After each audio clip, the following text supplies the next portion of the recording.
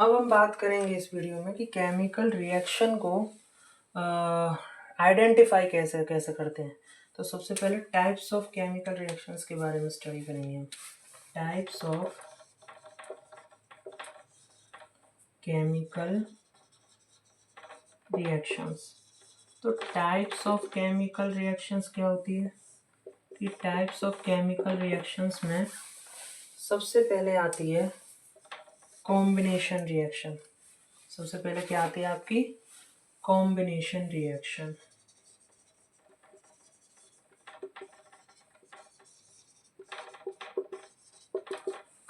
इस रिएक्शन का general basic formula ये है कि केमिकल रिएक्शंस की भी यदि डिफाइन की बात करें तो वह रिएक्शन जिसमें दो या दो से ज़्यादा कंपाउंड रिएक्ट करके एक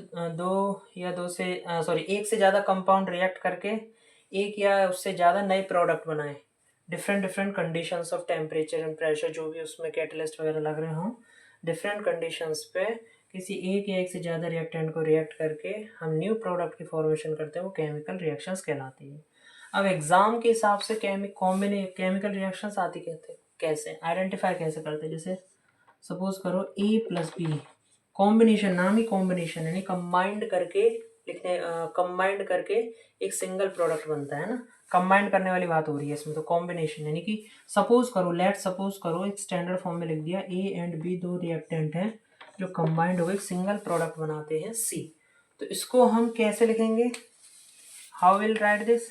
इसको हम इस तरह से लिखेंगे, फॉर एग्जाम्पल C, इसका एग्जाम्पल है C+O2 गिव्स अस CO2। तो इस तरह से इसमें कॉम्बिनेशन रिएक्शन हो गया। और CaO calcium oxide plus water, इसकी रिएक्शन करा दें तो CaOH का होल ट्वाइस। ये एक एक्सोथर्मिक रिएक्शन है जिसमें हीट निकलती है। हीट के लिए ये वाला साइन यूज करते हैं हम, डेल्टा, ट्रायंगल टाइप का। तो ये कॉम्बिनेशन रिएक्शन है। अब हम बात करेंगे, नेक्स्ट है आपकी डिकम्पोजिशन रिएक्शन। तो डिकम्पोजिशन रिएक्शन कैसे होती है, एग्जाम में अक्सर ये आइडेंटिफाई करने के लिए आती है कि कौन सी रिएक्शन डिकम्पोजिशन रिएक्शन है। Decomposition reaction, what is decomposition reaction, आप बताइए डिकम्पोजिशन रिएक्शन क्या होती है। कि जैसे कि मैंने एक एग्जांपल लिख दिया, जैसे इसमें स्टैंडर्ड फॉर्म बताता चलूँ। जैसे इसमें एक स्टैंडर्ड फॉर्म मैंने ऐसे बताई थी, इसमें भी एक स्टैंडर्ड फॉर्म क्या है कि जैसे एक कंपाउंड ब्रेक होकर दो या दो से ज़्यादा कंपाउंड में ब्रेक हो जाता है एक सिंगल कंपाउंड, इसकी जस्ट रिवर्सिबल है ये, जस्ट रिवर्स। इसमें उल्टा लिखा है तो CA+B में टूट जाए, या फिर इसमें एक कंपाउंड दो में टूट रहा है, इसमें यदि बैकवर्ड डायरेक्शन देखा तो, और वैसे देखा तो दो कंपाउंड जुड़ के एक सिंगल बन रहा है। और यहाँ इसका उल्टा होता है, एक कंपाउंड ब्रेकअप होकर दो या दो से ज़्यादा फ्रेगमेंट में यानी कि अदर अदर मॉलिक्यूल्स में ब्रेकअप हो जाता है। तो हम इसे कैसे लिखेंगे, हम इसे लिखेंगे कुछ इस तरह से। जैसे मैंने एक एग्जांपल ले लिया, लेड नाइट्रेट।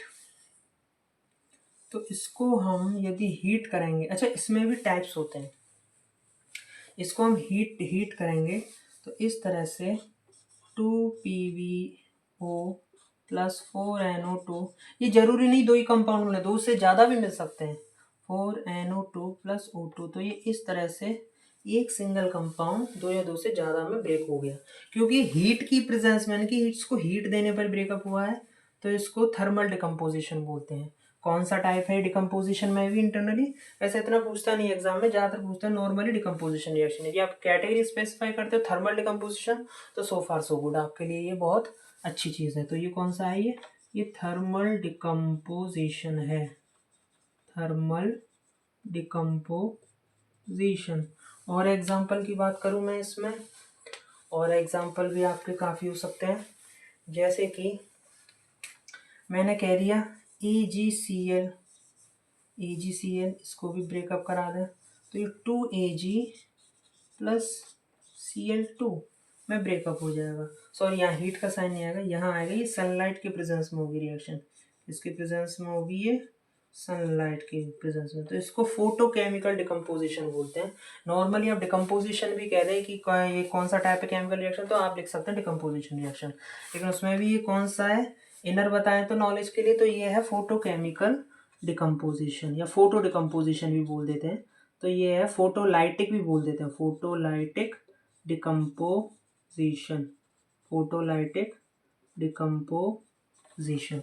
तो इस तरह से आप, और नेक्स्ट एग्जांपल है 2AgBr, इसको भी ब्रेक करना चाहें तो ये किस में ब्रेक होगा, ये 2Ag प्लस Br2 में आपका ब्रेक हो जाएगा। ये इस तरह से भी इसमें, ये भी फोटोलाइटिक डिकम्पोजिशन का है, यानी कि सनलाइट के प्रेजेंस में। तो ये भी रिएक्शन किसके प्रेजेंस में होगी, सन लाइट के प्रेजेंस में। तो आप ये डिकम्पोजिशन रिएक्शन और कॉम्बिनेशन रिएक्शन, दो टाइप की रिएक्शंस पढ़ी। अब तीसरी टाइप की रिएक्शंस और आएगी आपकी आ रही है, उसका नाम है, अब मैं बता रहा हूँ अभी, थर्ड टाइप की रिएक्शन है, वो है डिस्प्लेसमेंट रिएक्शन। डिस्प्लेसमेंट रिएक्शन क्या होता है बेटा, डिस्प्लेसमेंट रिएक्शंस, हाँ जी, what are the displacement reactions. Displacement reaction में होता है कि एक हायर रिएक्टिव एलिमेंट दूसरे लोअर रिएक्टिव एलिमेंट को उसके सॉल्ट कंपाउंड में से डिस्प्लेस कर देता है। जैसे सपोज करो ये ए है और ये ए बी है और ये सी है, या फिर इसको ए ऐसे रहने दो, इसको यहाँ पर ऐसे लिख दो ए प्लस बी सी, है ना, ये कोई कंपाउंड है। तो इसमें क्या होगा कि बी अलग रह जाएगा, ऐसे लिखनी चाहिए थी, सॉरी, बी सी या ए बी प्लस सी, है ना। तो इसमें क्या है, सपोज करो सी बी से ज़्यादा रिएक्टिव है, सी बी से ज़्यादा रिएक्टिव है, तो यहाँ क्या रह जाएगा ए सी प्लस बी। तो ये इसको इसके पोजीशन से हटा देगा, इसको आगे पीछे लिख दो, कोई फर्क नहीं पड़ रहा है। इसमें कुल मिला के ये कि ज़्यादा रिएक्टिव एलिमेंट कम रिएक्टिव एलिमेंट को डिस्प्लेस कर देता है। अब एग्जाम्पल इसका एक और लेके चले हम, इसका एग्जाम्पल है कि जैसे मैंने कह दिया आपसे कि जिंक की रिएक्शन H डायलूट H2SO4 के संग कराएं, डायलूट H2SO4 के संग कराएं, तो यहाँ क्या होगा, जिंक हाइड्रोजन से ज़्यादा रिएक्टिव है। एक्चुअली ये टाइप ऑफ रिएक्टिविटी सीरीज पर डिपेंड करते हैं, तो रिएक्टिविटी सीरीज में जिंक हाइड्रोजन से ज़्यादा रिएक्टिव है, तो ये इसको डिस्प्लेस कर देगा, तो यहाँ हो जाएगा ZnSO4 प्लस H2। तो इस तरह से आप इनको पहचानना सीख सकते हैं कि क्या हुआ। इसमें आप साफ दिख रहा है कि हाइड्रोजन को इसने हटा दिया और जिंक यहाँ पर आकर ऐड हो गया। अब नेक्स्ट जो रिएक्शन है, का और भी कई सारे एग्जाम्पल हैं, वो आप प्रैक्टिस कर सकते हैं, हम आगे भी डिस्कस कर लेंगे। आप और इसका एक एग्जाम्पल लूँ तो आप अदर भी एग्जाम्पल्स ले सकते हैं इसके कई सारे।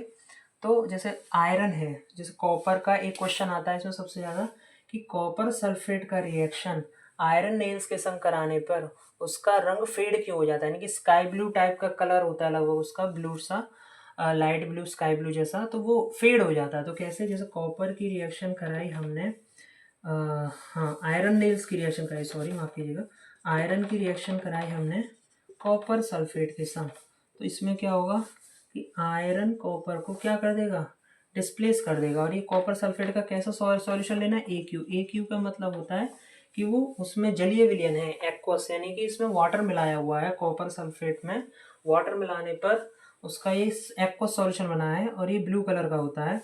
तो आयरन नेल डाली इसमें, तो ये कैसा हो जाएगा, तो यहाँ से इसको आयरन ज़्यादा रिएक्टिव है, तो ये क्या क्या कर देगा, इसको डिस्प्लेस कर देगा, तो FeSO4 प्लस Cu। तो ये ब्लू कलर का होता है और ये फेड ब्लू हो जाएगा। ये कैसा हो जाएगा, ये फेड ब्लू हो जाएगा। तो इस तरह से आप इसको डिस्प्लेस करा सकते हैं। तो आयरन सल्फेट प्लस कॉपर की फॉर्मेशन यहाँ पर हो जाएगी। नेक्स्ट रिएक्शन जो है आपकी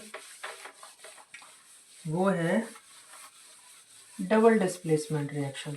तो डबल डिस्प्लेसमेंट रिएक्शंस को आप कैसे सॉल्व करोगी, डबल डिस्प्लेसमेंट रिएक्शन, नेक्स्ट है आपकी डबल डिस्प्लेसमेंट रिएक्शन। जैसे मैंने कहा double displacement reaction, double displacement reaction में क्या होता है कि दो कंपाउंडों में से उनके एलिमेंट्स आयंस या नंबर ऑफ एटम्स का ग्रुप यानी कि मॉलिक्यूल्स, एटम आयन या मॉलिक्यूल्स आपस में ही इंटरचेंज कर लेते हैं पोजीशन। जैसे कि मैंने कहा कि AB प्लस CD इस तरह से मैं रिएक्ट कराऊं तो यहाँ पर हो जाएगा ये AC प्लस BD, यानी कि B और C ने आपस में पोजीशन इंटरचेंज कर ली है ना। अब फॉर एग्जांपल मैं कहूँ बेरियम क्लोराइड प्लस, बहुत इंपॉर्टेंट रिएक्शन है ये वाली, ये और ये एग्जाम में पूछ जाती है अक्सर। तो ये क्या हो जाएगा, ये फेड ब्लू या इसका कलर ग्रीन हो जाएगा, यहाँ पर ग्रीन में कन्वर्ट हो जाएगा, ग्रीन में है ना, ये ग्रीन में कन्वर्ट हो जाएगा। जैसे बेरियम क्लोराइड की रिएक्शन सोडियम सल्फेट के संग करा दी हमने, सोडियम सल्फेट के संग करा दी, तो हमारा क्या मिलेगा कि ये यहाँ से डिस्प्लेस, ये यहाँ से डिस्प्लेस, और यानी कि ये तो आ जाएगा इसके साथ मिल जाएगा, और ये यहाँ पर आ जाएगा, इसकी पोजीशन पर आ जाएगा, ये यहाँ पर। तो आपस में पोजीशन इंटरचेंज हो गई, तो क्या हो जाएगा ये BaSO4, यानी कि ये यहाँ पर चला जाएगा, और SO4 हाँ ये वाला यहाँ पर आ जाएगा, ये वाला कंपाउंड यहाँ पर आ जाएगा इसके संग, और Cl2 इसके साथ चला जाएगा। तो क्या हो गया ये BaSO4 प्लस 2NaCl, यानी कि BaSO4 ये वाइट PPT देता है, ये कैसा देता है कलर, ये वाइट PPT देता है, वाइट प्रेसिपिटेट देता है। तो इस तरह से आप डबल डिस्प्लेसमेंट रिएक्शन को पहचान सकते हैं कि कैसे सॉल्व करना है।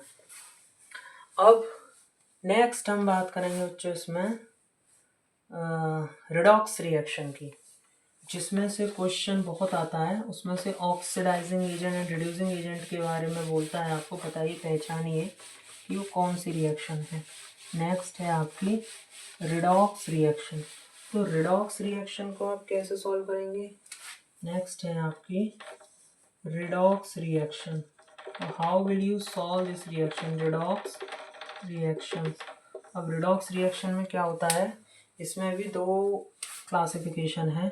इसमें एक बार होता है वह रिएक्शन जिसमें ऑक्सीडेशन और रिडक्शन प्रोसेस दोनों हो, वो कहलाती है रिडॉक्स रिएक्शन। क्या कहलाती है, रिडॉक्स रिएक्शन, जिसमें होता है एक में ऑक्सीडेशन होता है और एक में क्या होता है, रिडक्शन होता है, एक में क्या होता है, रिडक्शन होता है। तो ऑक्सीडेशन और रिडक्शन, फॉर एग्जाम्पल अब मैंने एक एग्जाम्पल लिया आपके सामने, Cu, जैसे कि मैंने एक एग्जाम्पल लिया, सपोज करो CuO plus H2, Cu plus H2O है ना। तो यहाँ पर क्या हो जाएगा Cu plus H2O, for example कोई रिएक्शन ले ली। अब Cu प्लस H2O, या ऐसे कर लो, तो Cu प्लस H2O, तो यहाँ पर हो जाएगा CuO plus H2। For example ये कोई रिएक्शन लिखी मैंने। अब इसमें बताइए टेक्निकली बेस ये सही हो या नहीं हो, बट अंडरस्टैंडिंग के लिए आपको यहाँ पर समझना है, ये कुछ मिस्टेक हो तो हाँ जी, तो आपको अंडरस्टैंडिंग में समझना है कि इसको कैसे यहाँ पर ऑक्सीडेशन और रिड्यूसिंग एजेंट आइडेंटिफाई करेंगे। तो CuO प्लस H2, ऑक्सीडेशन किसका हो रहा है, जिसमें ऑक्सीजन जुड़ रहा है, तो ऑक्सीडेशन क्या होता है Cu plus H2, CuO plus, हाँ सही रिएक्शन। तो इसमें आपको बताना है कि इसमें ऑक्सीडेशन और रिडक्शन कहाँ हो रहा है। तो ऑक्सीडेशन में क्या होता है, एडिशन ऑफ ऑक्सीजन या removal of hydrogen, removal of hydrogen. और रिडक्शन में क्या होता है, इसका जस्ट उल्टा, vice versa, addition of hydrogen या removal of oxygen, removal of oxygen. तो इस तरह से आप इसको कर सकते हैं। फॉर एग्जाम्पल मैं कहूँ ऑक्सीडेशन किसका हो रहा है, तो ऑक्सीडाइज्ड कंपाउंड कौन सा है यहाँ पर ऑक्सीडाइज्ड कंपाउंड है भाई Cu। क्यों? क्योंकि ऑक्सीजन बाद में जुड़ के CuO बनता है ना, बाद के रिजल्ट में देखते हैं कि जुड़ के बन क्या रहा है या घट के बन क्या रहा है। अब Cu है, अब बाद में ऑक्सीजन जुड़ गए CuO हो जाता है, यानी कि ऑक्सीजन जुड़ी ना, कि किस में जुड़ी, कॉपर में, तो ये ऑक्सीडाइज्ड कंपाउंड हो गया। अब मेरे को रिड्यूस्ड कंपाउंड कौन सा है इसमें हो गया रिड्यूस्ड कंपाउंड वाटर, क्योंकि मैंने कहा कि वाटर में से क्या हुआ, ऑक्सीजन निकली, तो यहाँ H2 रह गया ना, जिसमें ऑक्सीजन निकले, रिमूवल ऑफ ऑक्सीजन, वो क्या है, रिडक्शन, ये बताया मैंने। तो यहाँ पर क्या क्या रिड्यूस कंपाउंड कौन सा है, ये। अब मैं कहूँ, अब एजेंट अलग होता है, मैं कहूँ ऑक्सीडाइजिंग एजेंट और रिड्यूसिंग एजेंट बताने हो तो आपको यहाँ पर ऑक्सीडाइजिंग एजेंट और रिड्यूसिंग एजेंट बताने हो तो यहाँ पर क्या है, यहाँ पर ऑक्सीडाइजिंग एजेंट हो गया आपका, जस्ट उल्टा कर देंगे इसका, यानी कि ऑक्सीडाइजिंग एजेंट तो हो गया H2O, यानी कि चेंज होने से पहले जिसमें ऑक्सीजन ज़्यादा होगी वो ऑक्सीडाइजिंग एजेंट, और ये क्या होगा, रिड्यूसिंग एजेंट जस्ट उल्टा करने पर इसका ये हो गया कॉपर, रिड्यूसिंग एजेंट क्या हो गया, कॉपर। तो आप इस तरह से ऑक्सीडाइज्ड कंपाउंड और ऑक्सीडाइजिंग एजेंट और रिड्यूस्ड कंपाउंड और रिड्यूसिंग एजेंट में आप डिफ्रेंशिएट कर सकते हैं कि हाँ ऑक्सीडाइज्ड कौन सा है, रिड्यूस्ड कौन सा है, एजेंट कौन से हैं। एजेंट जस्ट उल्टा हो जाता है, यानी कि जहाँ रिड्यूस्ड कंपाउंड है वो ऑक्सीडाइजिंग एजेंट बन जाएगा, जहाँ ऑक्सीडाइज्ड कंपाउंड है वो रिड्यूसिंग एजेंट बन जाएगा। तो इस तरह से आप रिडॉक्स रिएक्शन को पहचानना सीख सकते हैं। फॉर एग्जांपल मैं एक और एग्जांपल लूँ, जैसे 4Na प्लस O2 मैंने ले लिया एक एग्जांपल, 4Na प्लस O2, तो यहाँ पर 2Na2 बना है आपका। तो आपको बताना है ऑक्सीडाइज्ड कंपाउंड कौन सा है यहाँ पर आपको ऑक्सीडाइज्ड कंपाउंड है सोडियम। क्यों? क्योंकि इसमें ऑक्सीजन जुड़ रहा है ना, यहाँ पर बन रहा है, तो ऑक्सीडाइज, और बाकी में से ऑक्सीजन यहाँ पे 2 रह गए, यहाँ पे कितना रह गया, 1। इसको ना देखिए, ये तो बैलेंसिंग कंडीशन है, वैसे देखिए यहाँ पर 2 रह गए, यहाँ पर कितना है, 1। तो ऑक्सीडाइज्ड कंपाउंड कौन सा है यहाँ पर, ऑक्सीडाइज्ड कंपाउंड है सोडियम। और रिड्यूस्ड कंपाउंड कौन सा है यहाँ पर, रिड्यूस्ड कंपाउंड है ऑक्सीजन। ठीक है, अब एजेंट बताना है, ऑक्सीडाइजिंग एजेंट कौन सा है यहाँ पर, एजेंट कौन सा है यहाँ पर, वो है आपका ऑक्सीजन। और रिड्यूसिंग एजेंट कौन सा है यहाँ पर, सोडियम। तो यहाँ पर हो गया रिड्यूसिंग एजेंट हो गया, एजेंट हो गया क्या, सोडियम। तो उल्टा हो जाएगा जस्ट। तो इस तरह से आप, ये मेन 5 टाइप्स हैं, इस तरह से आप इन रिएक्शंस को बैलेंस करना सीख सकते हैं। और प्रेसिपिटेशन रिएक्शन और होती है जिसमें नॉर्मल डबल डिकम्पोजिशन, जैसे जिसमें प्रेसिपिटेट मिला था व्हाइट पीपीटी, जिसमें पीपीटी मिले वो प्रेसिपिटेशन रिएक्शन है। न्यूट्रलाइजेशन यानी कि दोनों सेम स्ट्रेंथ के अपोजिट नेचर के कंपाउंड यदि ऐड करेंगे, यानी कि एक एसिड है, बेस है, एक न्यूट्रल कंपाउंड बना रहा है, वो न्यूट्रलाइजेशन रिएक्शन हो जाती है। तो वो इतनी इंपॉर्टेंट ना हो कि ये रिएक्शन ज़्यादा इंपॉर्टेंट है, इनमें से एग्जाम में अक्सर क्वेश्चन आते हैं, तो इनकी प्रैक्टिस करिए अब ज़्यादा से ज़्यादा। इसमें से तो क्वेश्चन 100% बनता ही बनता है एग्जाम में, कि यहाँ पे रिड्यूस्ड कंपाउंड कौन सा है, ऑक्सीडाइज्ड कंपाउंड कौन सा है।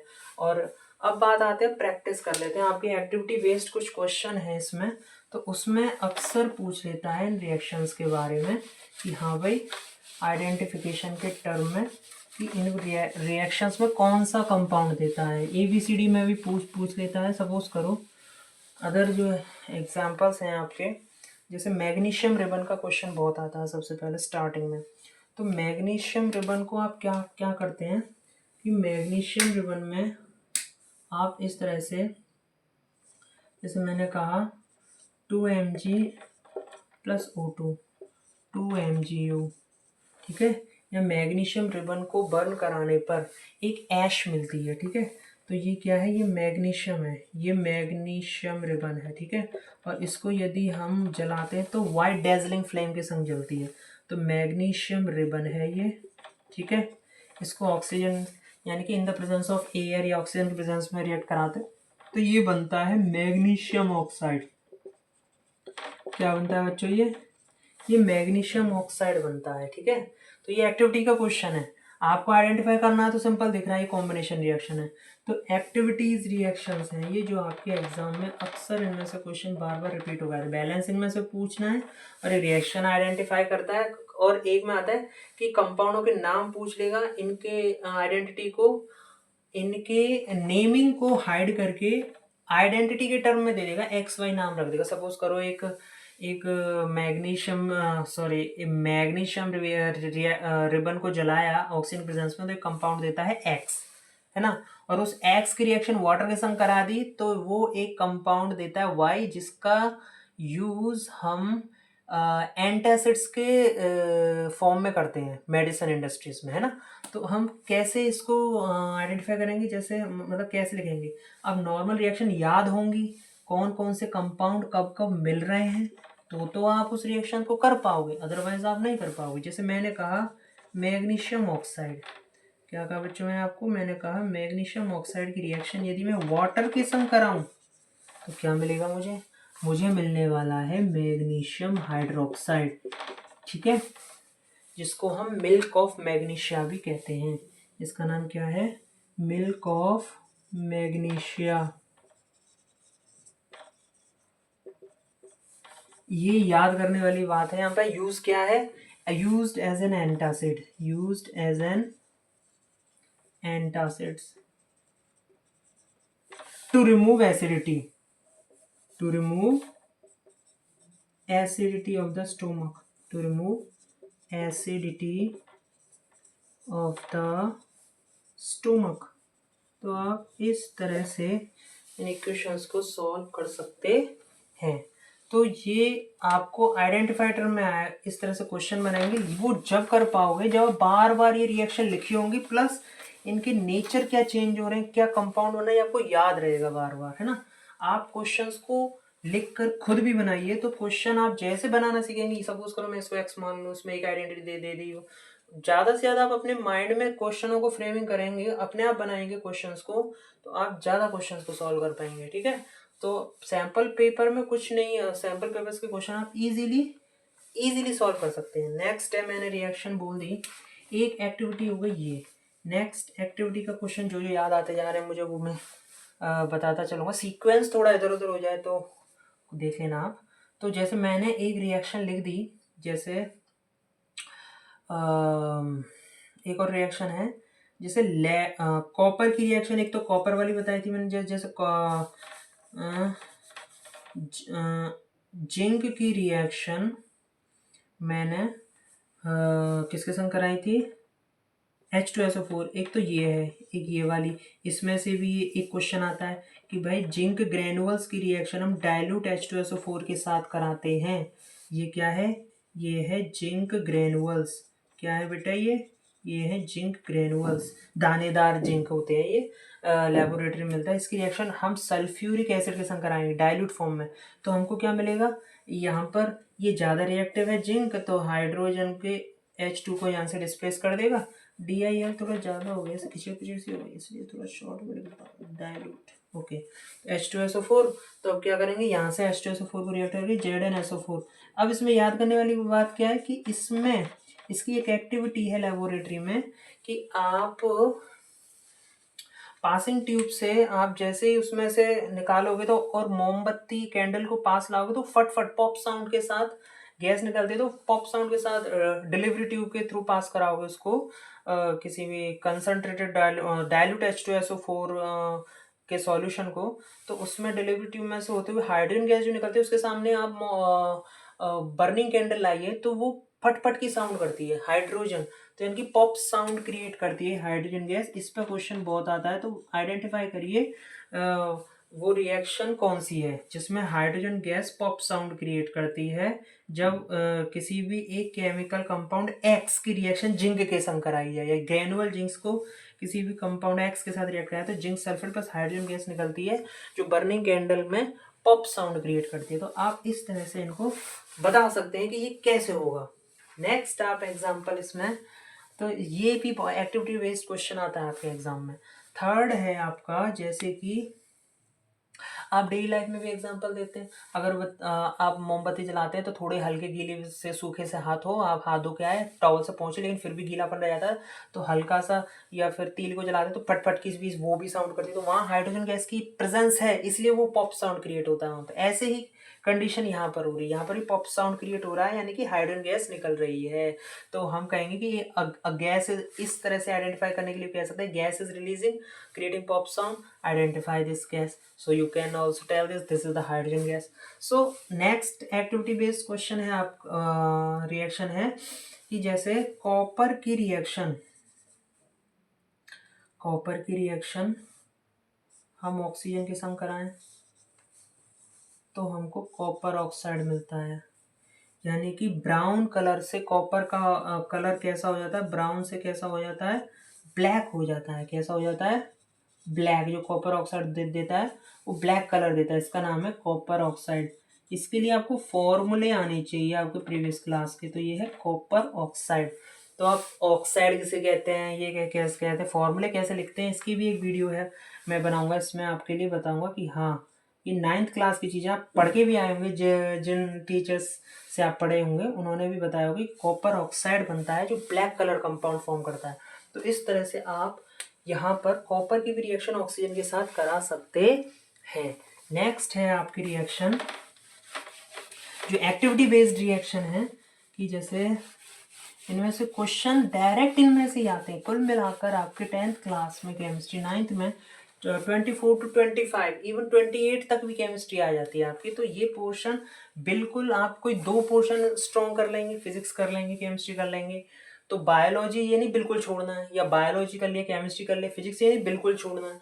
तो आप इतना तो एटलीस्ट करके चलेंगे कि ये टॉपिक्स आप 25-28 में से 15-16 मार्क्स तो इजीली स्कोर कर सकें। तो इस तरह से आप इनको लिखेंगे, करेंगे, तो इस तरह से आपको आसानी होगी क्वेश्चन पेपर को सॉल्व करने में। और ये सब बेसिक है, जो आप 11th-12th स्टैंडर्ड में जाएंगे तो ये चीज़ें बहुत मैटर करेंगी, ये चीज़ें आनी चाहिए। फॉर्मूले में फॉर्मूला बनाना क्या होता है, इनमें कंपाउंड रिएक्शंस लिखते थे उसमें, उनमें वो बेसिक लेवल पे इनिशियल स्टेप में यूज होंगे वो चीज़, तो ये चीज़ आपको समझनी है।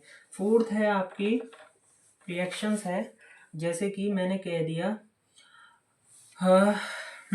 लेड नाइट्रेट वाली एक बहुत आती है, कि लेड नाइट्रेट है, इसको हमने हीट कराया, जो मैंने बैलेंसिंग में बताई थी आपको, कि जैसे 2PbO + 4NO2 + O2, इस तरह से आपको रिएक्शन मिल रही है ना। ये याद करनी है रिएक्शंस।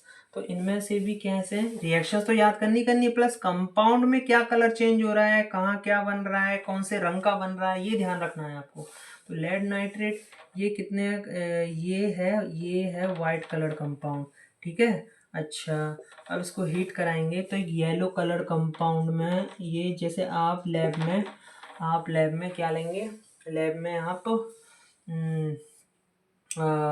टेस्ट ट्यूब लेंगे, तो उसमें इसको हीट कराएंगे तो येलो कलर कंपाउंड मिलेगा, ये ब्राउन कलर कंपाउंड मिलेगा। ये कैसा कलर कंपाउंड मिलेगा, ब्राउन। और ये ऑक्सीजन गैस यहाँ पर निकलेगी।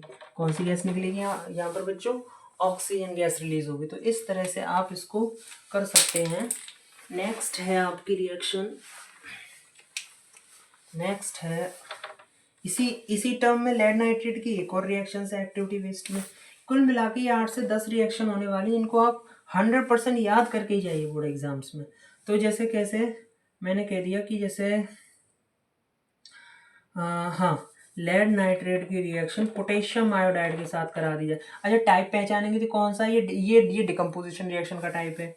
ये कौन सा था, ये डिस्प्लेसमेंट का टाइप था। ये कौन सा था, ये एडिशन रिएक्शन, वो कॉम्बिनेशन रिएक्शन का टाइप था। तो सबके टाइप भी ध्यान रखने हैं, ठीक है। तो ये कौन सी रिएक्शन थी, ये थी आपकी डिस्प्लेसमेंट रिएक्शन।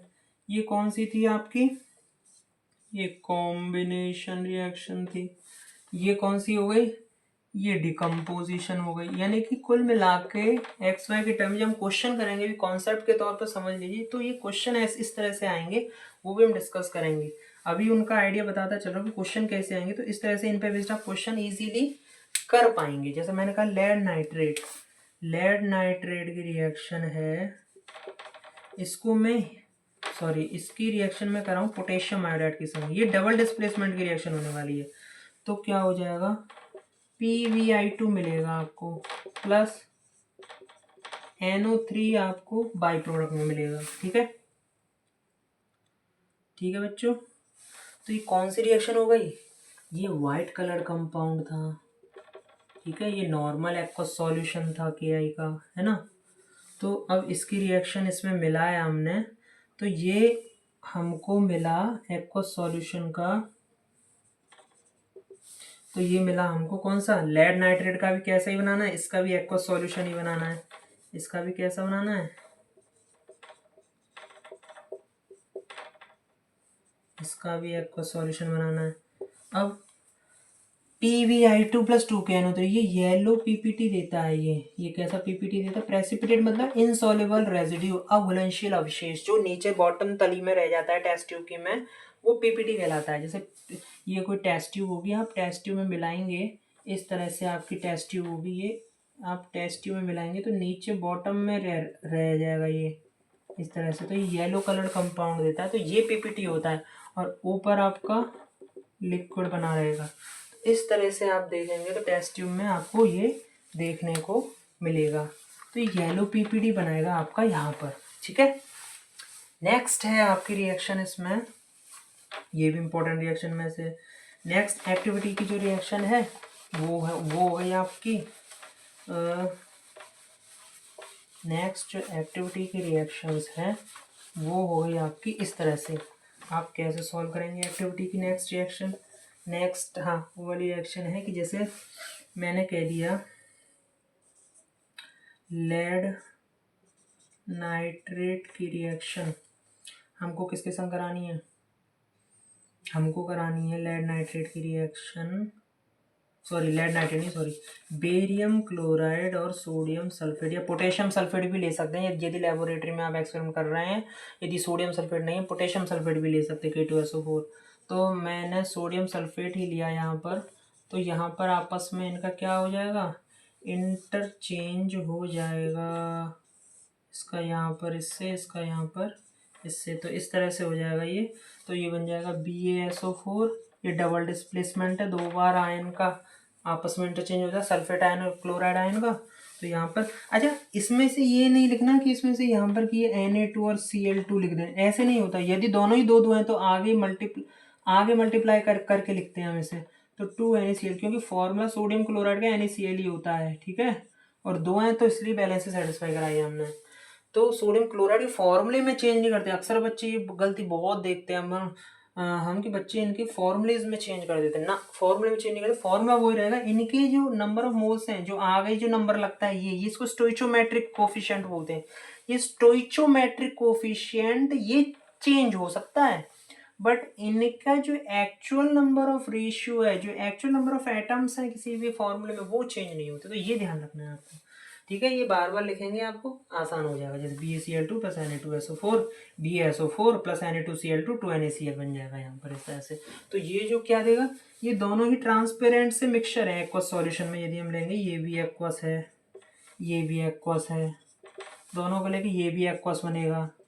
ठीक है, तो ये भी इस तरह से सब एक्वस ही बनेंगे, लेकिन इसमें जो ये ट्रांसपेरेंट मिक्सचर होते हैं, इनका कोई कलर नहीं होता, लेकिन जब मिल जाते हैं तो व्हाइट PPT बनाता है। ये क्या क्या बनाता है? ये व्हाइट प्रेसिपिटेट की फॉर्म करता है ये आपका, यानी कि बेरियम क्लोराइड और सोडियम सल्फेट क्या बनाते हैं आपकी? व्हाइट PPT, यानी कि ये कंपाउंड और ये कंपाउंड रिएक्ट करके BaSO4 बनाएगा, 2NaCl ऐसा बाई प्रोडक्ट बनाएगा। तो यहाँ पर भी किन का एक्सचेंज हो जाएगा? इन दोनों का आपस में क्या हो जाएगा? एक्सचेंज हो जाएगा। तो इस तरह से किसका? इसका BaSO4 का अलग और 2Na का Cl2 के साथ अलग। तो 2NaCl इस तरह से आपस में एक्सचेंज कर लेते हैं डबल डिस्प्लेसमेंट में। अब नेक्स्ट एक्टिविटीज़ की आपकी रिएक्शंस लगभग इतनी है, और एक दो बढ़ रही होंगी तो मैं बता दूं आपको। हाँ, एक रिएक्शन होती है मग वाली, जिसमें हम इतने वोल्ट की बैटरी से उसको वाटर को गर्म करते हैं, तो क्या होता है H2 + O2, है ना। तो ये क्या मिलता है, सॉरी, इसमें क्या होता है कि वाटर की हम इलेक्ट्रोलाइसिस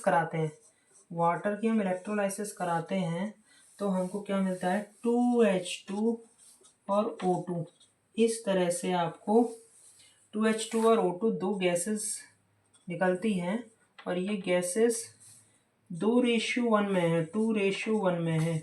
एक मग वाला एक्सपेरिमेंट देखा होगा ना आपने, कि ऐसे मग लगाया है, उस पर 2 टेस्ट ट्यूब इस तरह से लटका दिए हैं, और वो एक वोल्टेज की बैटरी से यहाँ पे जुड़ा हुआ है, और यहाँ पे वाटर पड़ा हुआ है। तो इसमें इलेक्ट्रिसिटी प्रोवाइड कराने पे हाइड्रोजन का लगभग कितना पार्ट और ऑक्सीजन का लगभग कितना पार्ट, यानी 2:1 में वो इकट्ठी हो जाती हैं गैसेस, यानी कलेक्ट हो जाती हैं। उस तरह से ये 2:1 में वाटर डिकम्पोजिशन हो जाता है, कब? इलेक्ट्रोलाइसिस कराने पर। तो ये भी एक आपकी डिकम्पोजिशन की रिएक्शन है। डिकम्पोजिशन में भी 3 टाइप कौन से? थर्मल, फोटोलाइटिक जो सनलाइट की प्रेजेंस में होती है, प्लस इलेक्ट्रोलाइसिस, इलेक्ट्रोलाइटिक रिएक्शन जिसमें इलेक्ट्रोलाइसिस कराने पर वो 2 पार्ट में 2H2 प्लस O2 में ब्रेकअप हो जाता है। तो इस तरह से आप इन रिएक्शंस को कर सकते हैं। इसकी रिएक्शन आगे चल के यूज़ होने वाली है, जैसे कॉल्बेज इलेक्ट्रोलाइटिक मेथड्स। इस तरह से आप पढ़ेंगे, जब आपको बेसिक समझ में आने लगा कि हाँ इलेक्ट्रोलाइसिस पर भी इस तरह से प्रोडक्ट बनना पॉसिबिलिटी है, तो आगे चल के आपको पढ़ने में आसानी होगी। इसलिए 10th का बेसिक अच्छे से पढ़ के चलिए बेटा। नेक्स्ट है, और कोई रिएक्शन आई थिंक नहीं रह गई आपकी, इक्का दुक्का जो रह गई होगी वो अलग है। हाँ, लगभग आपकी सारी रिएक्शन यहाँ पर हो चुकी है। तो इन मेन रिएक्शंस को याद करिए और पढ़िए, जिससे आपके लिए आसानी हो। ठीक है, ओके।